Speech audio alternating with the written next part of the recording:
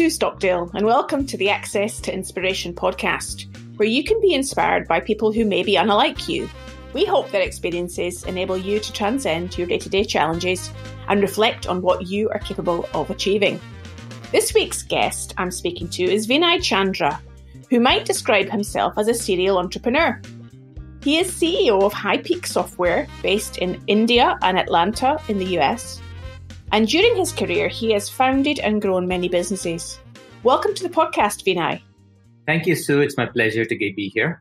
Now, I'm really intrigued to find out a little bit about what motivates you to want to go through that experience of founding or taking a business and growing it to the next level and doing it more than once. Well, Sue, I really have not done anything else in my life other than entrepreneurship. That's a very strange answer to your question. Ever since I got out of university, it's been sort of a combination of accidents as well as circumstances which made me get into entrepreneurship, and I've never looked back. I'm really a very excitable character. I love new things. I don't have a lot of patience to keep doing the same thing again and again. So a lot of those things combined together in me wanting to do something new and starting new ventures. I am fascinated by how you see it as not doing the same thing time and time again. I guess I want to come back to the start, first of all, and just tell us a little bit about your growing up, your childhood, and perhaps how that influenced your approach to life. I'm actually, as we speak, sitting in Bangalore, India. This is where I originally come from. But in that sense, I really don't originally come from here because I was actually born in Auburn, Alabama, in the midst of the civil rights era going back in the early 70s. My dad used to be a professor at Auburn, and I happened to be born there. And we moved back when I was fairly young, about 2 years old, into Bangalore. And my dad continued his professorship at the local university here. So my growing years were spent in India. And India back then was a very socialist country. It didn't have a lot of entrepreneurism in its original sense. There was a lot of state-run enterprise. My dad actually started up his company. And during these times, everything was heavily licensed. And if you had to start something up, you had to actually get a license and do things from there. So my dad actually got out of his professorship, which was a very plum job, and decided to challenge himself because he was sick and tired of the established hierarchy and the way things were being done, and decided to start up a business after getting some licenses. So that was really in the midst of me growing up when I was fairly young, when I was about 8 years old. So in that sense, I saw him make the change from being professor and an academician into being an entrepreneur. And the uphill task that he faced with governmental regulations and how he had to set his business up from scratch, raising capital in a very difficult capital market, which was back then, banks would not lend to new businesses. I really saw that, and I guess that was what my growing years were like till the age. And I spent time in India till I was 18 years, till I finished my high schooling, and then moved to Boston for my undergraduate education. And I got degrees in mathematics and electrical engineering from Boston University. That was essentially a little bit in terms of how I grew up.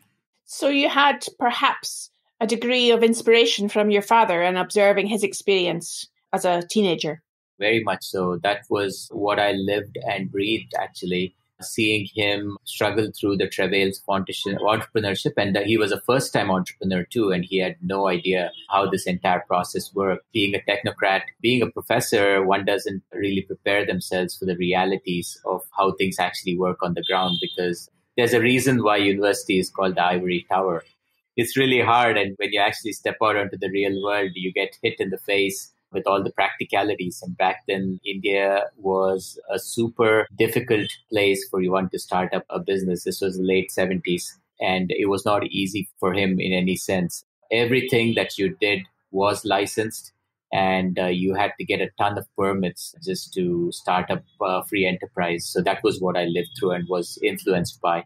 So once you had done your academic studies, did you go straight into starting up your own business after that? Or did you continue on in the world of academia yourself? I was supposed to go do my master's degree. I had an offer from a very prestigious university. But being the inquisitive and excitable guy that I am, the plan that I actually had was to take a year off and bicycle through India. So I got out of university and bought myself a bike and a kit and was about to get on my bike. And India suddenly landed up in a very tumultuous year. This was the end of 1992. There were some major communal riots in India, and because of which I had to cancel my plans. It was a very difficult year in India. Then I was trying to figure out what to do next. And what I ended up with was actually trying to help my father with his business. So he had landed up in some difficult circumstances at that time. There were some very strict or very rapid change of governmental regulations which had happened at that time. Between the years 90 to 92 in India were very tumultuous. India was literally bankrupt. It did not have enough foreign exchange reserves because of the socialist nature of the country and the economy. And the government made some very rapid series of changes. And my dad had just gone in for an expansion of his business and imported a lot of equipment from Europe. And just as the equipment landed up on the port, we found out that the customs duty had been raised by 200%. So it was quite a shock because the business had been planned. The business was actually growing pretty well. But unfortunately, we found ourselves at the receiving end there a little bit because we now didn't have the capital. It was a couple of $1 million back then worth of capital. And we suddenly had to figure out how to raise 200% of that to pay governmental duties, which make no sense at all. And my first experience was actually trying to figure out the Chapter 11 for a business that had been in existence for a reasonably long period of time, 150 employees, and trying to figure out how to rekindle the company and make it stand on its ground. So in the end, I spent about a year and a half trying to do that. It was an amazing experience, really nose on the ground, trying to save the business, trying to raise capital, trying to work with the lenders, trying to work with the governmental agencies, which all came to naught. So we had to close the business down. So that was my first experience with entrepreneurship. So one might imagine that having gone through that, I'm imagining, daunting experience of trying to save a business and being unsuccessful, that it might have put you off and you would have gone a different route. So what happened next then? How did you pick yourself up from that situation and move forwards?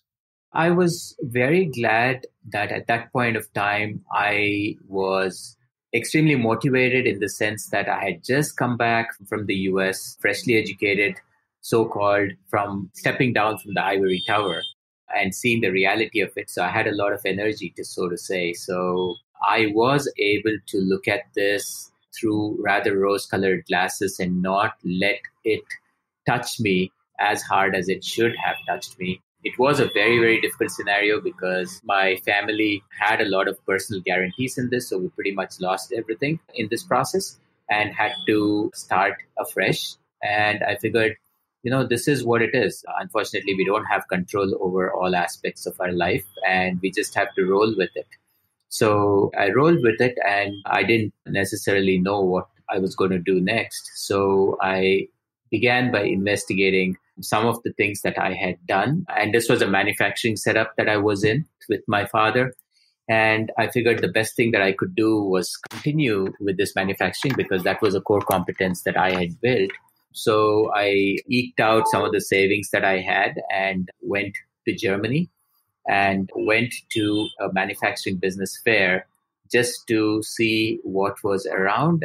And I happened to meet a rather interesting person who was an inventor and who had a few patents manufacturing some energy-saving lighting. We were in the early days of energy saving back then.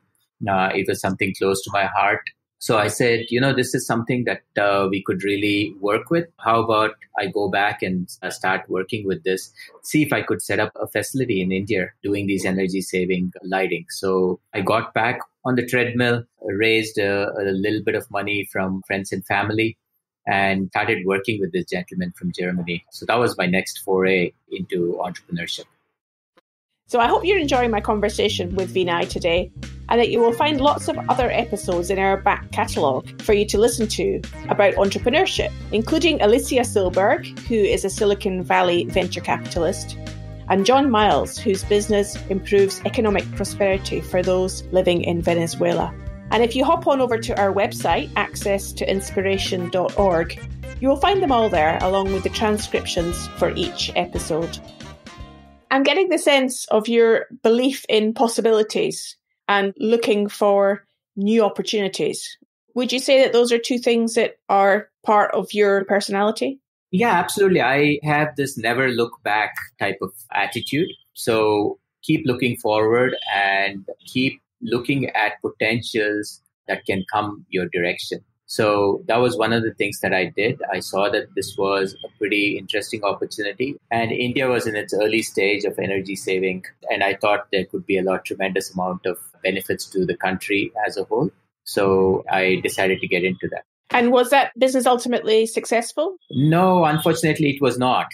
Right. So one of the things that I realized is you have to make sure you find the right partners.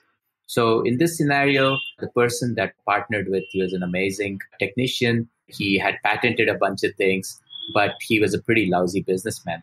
So what really happened was there was a lot of planning that I had done, fundraising that I had done, and hadn't reckoned with some crazy behavior on the part of my partner from Germany. So net of net, I had to closed down that business because it did not work. And right around that time, he also went bankrupt in his company in Germany. So that was rather unfortunate, but I was able to pick up from that and follow through. By then, I had a pretty good understanding of this particular business. So I actually moved to Germany at that point of time because I knew the business. I knew what the customers wanted.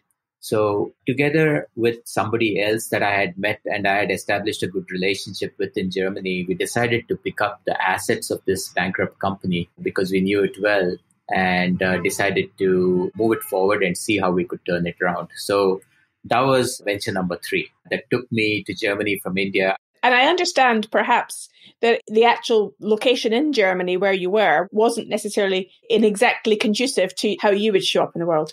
Yes, so that was actually pretty interesting. I grew up in a vegetarian family and a non-alcoholic family. So all through my university, I followed that ethos and followed it pretty strictly. And here I was, all of 25 years old and in Germany in a small village of about 15 people, believe it or not. And there were about 500 hogs and 100 cows together with that. And that was where this factory was located. They employed about 20 people. So I landed up in this place in the middle of nowhere, in the middle of Franconia. People did not speak German there. They spoke a dialect called Franconian, Frankish in German. So me not speaking German was an asset because any normal high-speaking German who came in there did not understand the language. So it made no sense anyway. So I figured, let me learn from scratch. So here I was in this little village of 15 people, a colored individual with absolutely no foreigners in the radius of, I would say, about 50 kilometers. At least the nearest town was the town of Nuremberg. So it was very interesting, the whole experience. I was very welcomed. People were excited to see me. I was the youngest person in the company. I didn't speak the language. I looked different. So in that sense, I broke every possible mold that I could going into a very traditional, hierarchical, old-fashioned business setup in Germany. So I guess I fit in perfectly from that scenario. So Vinay, tell me, how do you adapt when faced with those circumstances that many people might find quite threatening or even overwhelming? It's usually a sink or swim approach, Sue. It is quite life-threatening, right? So if you don't adapt, you die. It's as simple as that. So here I was, the vegetarian, non-alcoholic, in the middle of pork-eating, beer-guzzling Germany. There were 15 people, obviously, in that village. There was a brewery. There were 15 breweries in a radius of probably 5 kilometers. And there was no such thing as vegetarian food because even the salad came with bacon in it. So that was the thing. So I managed with rice and yogurt, which was a pretty staple South Indian thing, for about 2 weeks. And that was it. And then I said, that's it. So why not get into it? And the best way to endear yourself to people is get in and share a meal with people. So that's what I've found in all my travels and in being around the world, working with different kinds of people. If you break bread with people, it is an amazing experience, and it is the most disarming thing that you can do. After a few weeks, I said, okay, enough of it. And then I got into managing to eat everything around me and managing to enjoy beer. And since then, I love beer. I can eat anything that moves, literally. And that's how I've survived. It's quite amazing once you take your mental hang-ups out and you start looking at it from a lens of this is what one needs to do to survive. You get through it and you start managing everything. Nothing becomes impossible after that. So I continued along the trajectory of manufacturing, and then I sold that business in Germany. So, and fast forward, the business which I started in 2011 actually is where I am right now. It's mostly software development. We not only build software for ourselves, we also help other companies build their product software. So we do both of it. We are a software product development company as well as an internal product development company. So a lot of it revolves around AI. And that's something, while it's been a buzzword, it's something we've been doing for the last 5 years, actually. So that's artificial intelligence you're talking about. Where do you see the world of artificial intelligence going? There has been a lot of progress in AI, I would say, in my academic and business lifespan over the last 30 years. It was actually one of the things that I studied about back in university when I was in Boston. Unfortunately, we just did not have the computing power back then to realize a lot of things that were happening. And I actually worked with a team at a university which resulted in Siri today. So Siri, what you use in your iPhone, comes from a team that I worked with back in the early 90s. So it takes a long time for some of this technology to actually incubate and come out and get to the next level. AI is one such thing because a massive amount of computational power that is required to get things done. So over the last 5 years, computational power has increased. Cloud computing obviously has helped to a great deal. Companies like Google and Microsoft and Apple have been very instrumental in pushing this technology forward, partly because they have access to a tremendous amount of publicly sourced data. You and I are glad to use Gmail free of cost and give them access to our data and our photos on Google Photos or wherever else. And these companies are happy to take this free information and essentially turn their AI technologies on top of it, which has resulted in a lot of advancement in the AI field. So a lot of that, what you see today, is as a result of some of these large companies turn on their computation power. And this industry is moving very, very rapidly, making strides every year into dimensions that we previously not thought possible. So we are also helping in our own small way in this particular area. So we are contributing in manufacturing as well as in services with a couple of our AI products. One of the things that is happening is actually helping remove mundane things that people do. So as I told you at the beginning, I'm a rather excitable guy and I don't like to do repetitive tasks again and again. So that's one area where AI does come in. So there's a lot of repetitive things that are done in businesses that can easily be taken over by AI systems and done. Inspection is one such area. Within a factory, it could take the form of reviewing documents with a lawyer, for example. Vinay, with all of those ventures that you have undertaken, if you look back now and reflect on what you have learned about being an entrepreneur, what do you think are the important messages that you could give to other people about entrepreneurship? First of all, have a very, very supportive partner at home. You can't go anywhere without ensuring that your spouse or significant other is 150% behind you and has your back. Because entrepreneurship is one of the most difficult things that you can do in your life. It's not an easy place to be, especially because most entrepreneurs are low on resources, high on energy. And obviously, energy doesn't pay your bills. And that's always a tough area. So if you don't have a supportive partner, you are not going to get anywhere. That's only going to make your life a lot more miserable. So shore that side of it up and make sure that if you are signing on a partner, make sure you tell him or her what they're in for and they know what the real truth of it is. The second thing is you have to be able to challenge your beliefs every single day. You cannot hold fast to a single belief and say, I'm going to live or die by this. You have to make sure you consider evidence that contradicts your beliefs all the time. And in a lot of cases, admit the possibility that you are just plain wrong. That's a very, very important thing. And also knowing that when you're wrong, it's okay to reset and reboot. It's just plain impossible to know everything. But it's also knowing that you have the ability to challenge everything that you know. And that's what entrepreneurship is about. It's okay to challenge those things that you know, come up with new assertions, and go out and do your things. So that's also one more thing that's actually helped me out. The third thing is having the ability to keep your feet on the ground, but your head in the clouds.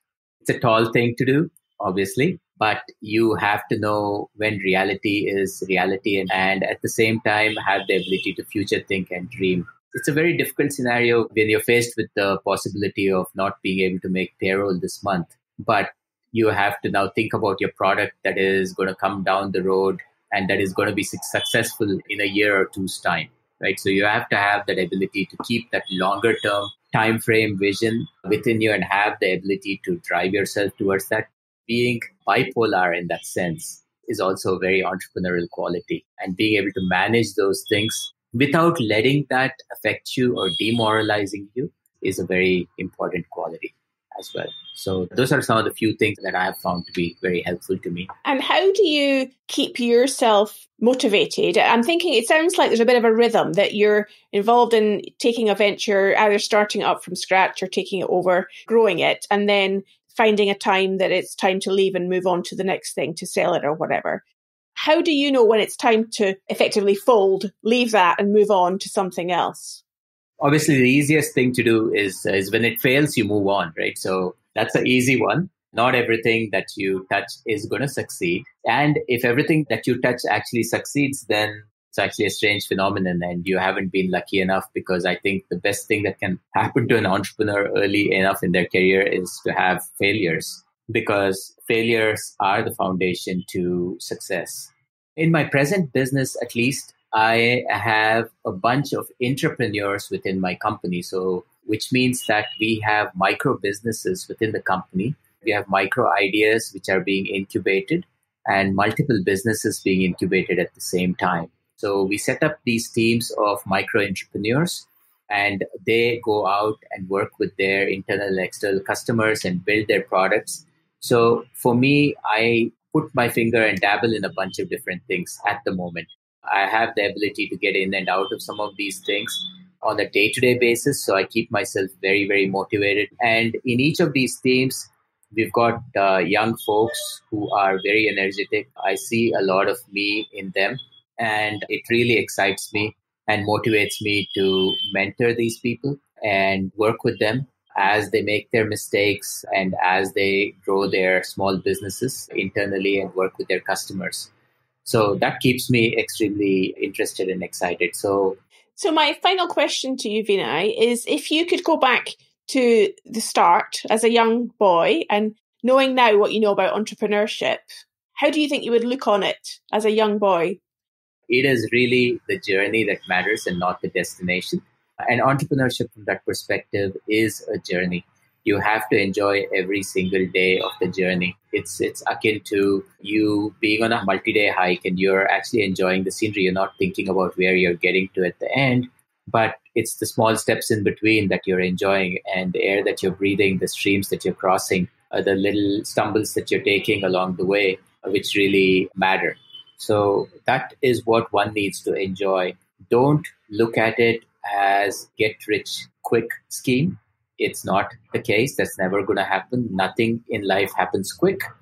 And if it has happened quick, you're fortunate. At the same time, unfortunate because you haven't had the essence of the journey. So follow the journey and make the most of the journey. It's really all about the journey. So it sounds like the richness comes from the richness of experience rather than just purely financial wealth. Yes, and if you have the right motivation and the right attitude, financial motivation comes to you at the end of it. It is the result of what you're doing, yes. If you're not thinking about it too much, it will come to you.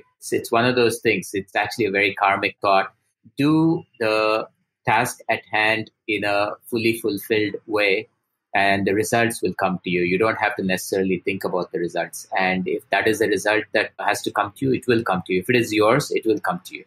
Wise words on which to leave our conversation, Vinay. It's been a great pleasure to talk to you today and get your insights about entrepreneurship and life. And if people want to find out more about you and your business and what you do, how might they do that on the internet?